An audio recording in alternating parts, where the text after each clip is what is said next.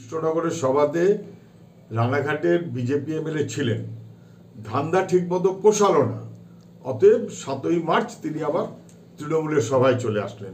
মানে জল ভাত। রাজনীতিটা তো নীতি আদর্শ নয় তৃণমূল বিজেপির কাছে, ধান্দা পোষানোর রাজনীতি, লুঠেদের রাজনীতি, কোথায় কে কত কি করে খেতে পারবে তার রাজনীতি হচ্ছে। তো তাই তৃণমূলে থেকে দম বন্ধ, অতএব বিজেপি থেকে দমের কষ্ট, অতএব তৃণমূল। 21 সালের নির্বাচনের আগে আপনি যেমন দেখেছেন, এখন তৃণমূল বিজেপি দুজনে মিলে সেরকম একটা প্রচেষ্টা করবে।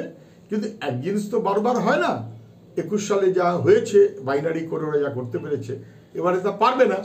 এবারে তৃণমূলের ওপরে বিরক্ত হয়ে বিজেপি না, বিজেপির ওপরে বিরক্ত হয়ে তৃণমূল না, দুজনেই বুঝবে যে তৃণমূল বিজেপিকে বাদ দিয়ে বামপন্থার রাজনীতিতেই মানুষকে ফিরতে হবে। লোকসভা স্কুল বন্ধ করে তৃণমূলের মিটিং হয়েছে, সংবাদ মাধ্যমে সবাই দেখেছেন।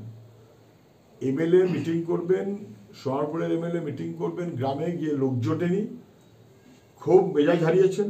মেজাজ হারিয়ে বলেছেন, মানুষকে অভিযুক্ত করেছেন এবং বলেছেন দল থাকলে তবে তো ইনকাম থাকবে, মানে ইনকাম করার জন্য তৃণমূল দল, তাতেও লাভ হয়নি। তারপরে কালকে একটা সভা করেছেন সম্ভবত সোনারপুরে।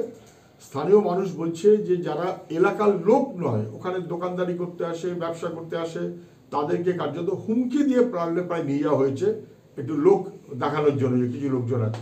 এবং স্কুল বন্ধ করে, লেখাপড়া বন্ধ করে। শিক্ষামন্ত্রী ব্রাত্য বসু আপনি কি আছেন? মুখ্যমন্ত্রী মমতা ব্যানার্জি আপনি কি শোনেন, জানেন? একে তো স্কুল বন্ধ, লেখাপড়া 12টা বেজে গেছে। স্কুল বন্ধ করে তৃণমূলের মিটিং দিনের বেলা প্রকাশ্যে, এমএলএ পুলিশ তাকে সাহায্য করছে। বাংলা সর্বনাশের কিছু বাকি রাখবে না তৃণমূল।